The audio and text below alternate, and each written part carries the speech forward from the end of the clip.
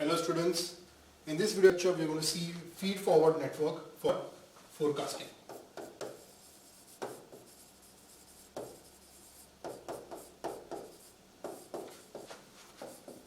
This is the second part of the prediction networks. Feed-forward networks for forecasting. So recurrent networks have to be inadequate in some prediction task. Okay, that's a problem. Recurrent network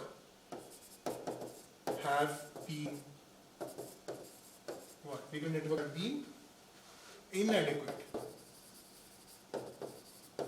for some tasks. Okay, because sometimes gradient descent produces. Why they have been? Because gradient descent is a problem. Gradient descent. What is that? Gradient descent produces do not perform well. Do not perform well in some cases. Now, why they don't perform well in some cases or usually complex tasks? Okay, and why is that? Because local optima. It gets stuck into local optima and does not go further. That is a problem with your feed-forward network. Recurrent networks. That is what it happens when it follows the gradient descent formula and does not perform well some complex tasks because it gets stuck at some local optima. Okay, instead of global optima value. Right. So the feed-forward network is trained to compute the desired output. Okay, its feed-forward network is trained to compute the desired output value for specific input value x of t. Right. It is trained to compute output value, desired output value for specific input value that is it. So x of t over here is going to be what? Your external input. You're talking about the feed-forward networks. Okay, and there's something called as x bar of t. Okay, x bar of t is your pre-processed vector. Now, what is pre-processed vector? I'm going to tell you shortly. Okay, it's pre-processed vector. Now, x of t and x bar of t may be of different dimensionality. The dimension of this might be different. Okay, x bar of t. That depends. We'll see how that is. Right? Now, x of t is the input time t and x bar of t, as I told you, is supplied as an input vector. So, x bar of t can be a combination of previous time instants like this, x of t minus 1, x of t minus 2, etc. Okay, supplies the input to the vector. So, pre-processing mainly consists of what? Pre-process vector mainly consists of storing the past. Basically, what you're doing over here, look at this, t minus 1, t minus 2, you're storing past values. Storing the past values, okay, and then supplying it to the network back again. So the past values and supplying it back. So that is what your recurrent network also usually does, right? So, but this is your feed-forward network because you're going to store it and then supply it back again. Okay, network. So this model over here is called as TDNN. This is called as TDNN, Tap Delay Line Neural Network. Okay, this stands for Tap Delay Line Neural Network. Tap Delay Line Neural Network, that is your TDNN. This model is called as tap delay. Now I'm just going to draw a diagram for this so that we can understand. Okay, what you just saw is in the block diagram fashion, it looks like this.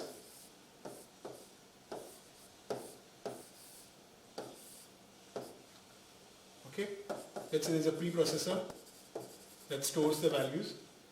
Okay, and this is going to be your x bar of t. This is input is your x of t, right? Giving the input external input to this. So this is the neural network predictor. Neural network predictor. Okay, so what is it going to give you? Predicted output. Predicted output value. This is how it basically looks like. It was a feed-forward network, right? Now this can also be drawn as, because it's a tap delay line network, right? So I'm going to draw it in a different way and just see if you get this. Bigger box. Feed forward forward neural network predictor.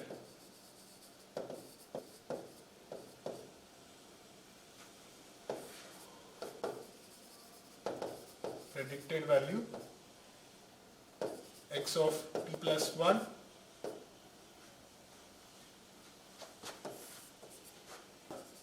x of t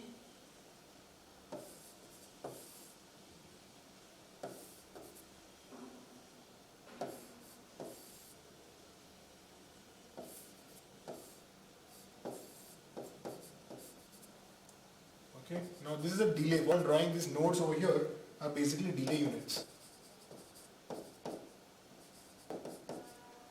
Okay, these are your delay units.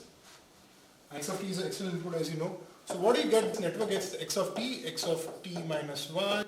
This will get x of t minus 2. Then here will be x of t minus 3. Right? So these are the inputs that it is getting the neural network predictor network, right? And predicts the value at x of t plus 1. At this instant, it will give you the final output. So if you look at this, this whole thing looks like something. What is that something? Just going to denote this we have done over here in terms of equations. Okay, so x bar I of t, this looks like summation t of 0. This is your pre-result value, by the way. Okay, at instant t from 0 to ci t minus tau in the bracket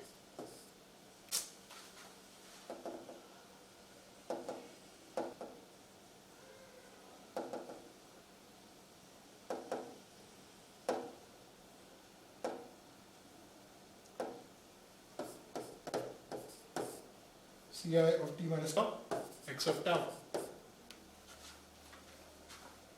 Okay, so what is this? This is nothing but your pre-processing signal. Pre-processing signal. Okay, pre-processing signal can be defined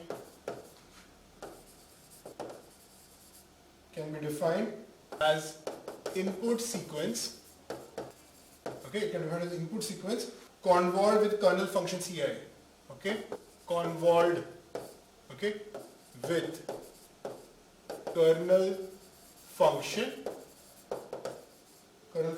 ci. This is a convolution, right? This is just a convolution of two signals.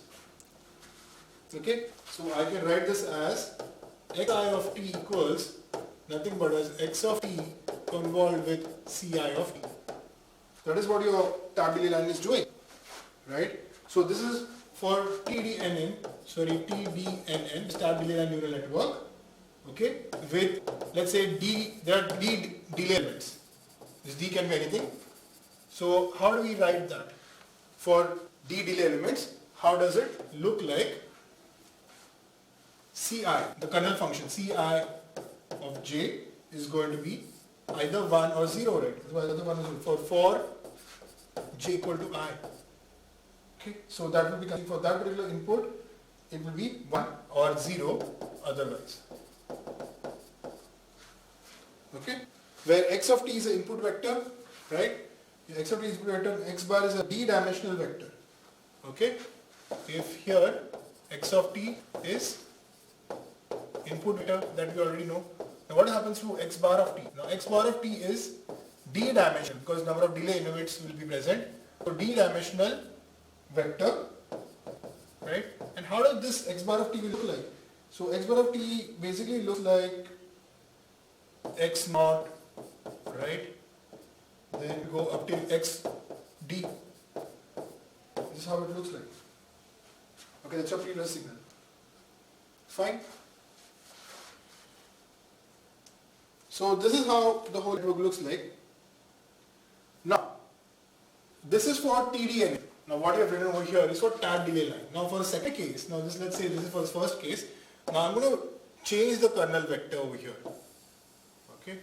For the second network, I'm going to change the kernel network over here. Let's say for exponential trace memories. Now what is that? The kernel is going to be exponential. That's it. Exponential trace memories it's called. Okay. Now how are you going to have the equation? Your Ci of j is going to be 1 minus mu I, okay, into mu I j. Okay, where your mu I belongs to what? Mu I belongs to minus 1 comma 1 in this region. Minus 1 comma 1. Okay, this is another class of memories called as exponential trace memories. Okay, and the kernel function is given by 1 minus mu I into mu I of j, where mu I belongs to minus 1 to 1. Okay, so your x bar, therefore your x bar of I of t is going to look like 1 minus mu I, okay, 1 minus mu I into x I of t plus mu I raised to j into x of t minus 1. Okay, there is no j over here because it's really talking about in terms of I. Okay, xi of t is 1 minus mu I into xi of t plus mu I of x bar of t minus 1. This is the previous instant. Okay, and add it to this current instant. So this is how your because it's a summation, right? The whole summation. The pre-processed network previous value is going to be summation of all the previous ones. Right? So this is your how you get your pre-processed signal. So here x bar of I is assumed to be 0. Okay, this x bar of I is assumed to be 0 because obviously this is exponential case, so it is going to be 0. X bar of I of 0 is going to be 0. Special case for moving average model. Okay, this is going to be for also called as moving average 1. That is moving average model. Okay, we are not going to go in detail of this because this comes with statistics and what is moving average model. We are not going to study that. Okay, so now one more thing you remember in this model, there is exponential trace memories. Okay, this model. Okay, more importance is given to new values. New values are more important than old values. Okay, or older inputs. New values have more importance than the older inputs. That you can see through the equation also, right? This one. Okay, so that was your exponential trace memories. That is our second class of this prediction network we can have. Now, third type is your given by gamma memory model. It was proposed by Iveris and Principe in 92 and is called as gamma memory model. Now what's that you're going to see? Now I'm just talking about feed forward networks, by the way. We're still on that. Don't forget gamma memory model. Now what happens in gamma memory model is it generalizes both delay line and exponential model. So it's a combination of 1 and 2. That we just saw, 1 and 2, it's a combination of that. So it generalizes between both delay line and exponential model. So it allows you to vary the depth. So what happens because of this? It allows, if you want to generalize, it allows user to vary the depth of network. Right, varies the depth. So what does that vary of depth means? Length of time for which the past is preserved. Okay, how much memory you are going to have, how much past you are going to look into. So that is how you vary the depth. Second thing that this does is resolution. Now what is resolution? Resolution is how well the information regarding specific numbers, how well the information regarding specific memory can be accurately retrieved. Okay, how well can you accurately retrieve the memory? That is important. That is your resolution. So here the kernel function will look like in this model is Ci, j. Okay, is nothing but. Okay, the kernel function is going to be j upon mu I. Okay, j upon mu I. So not mu I, j upon Li. My mistake. J upon Li.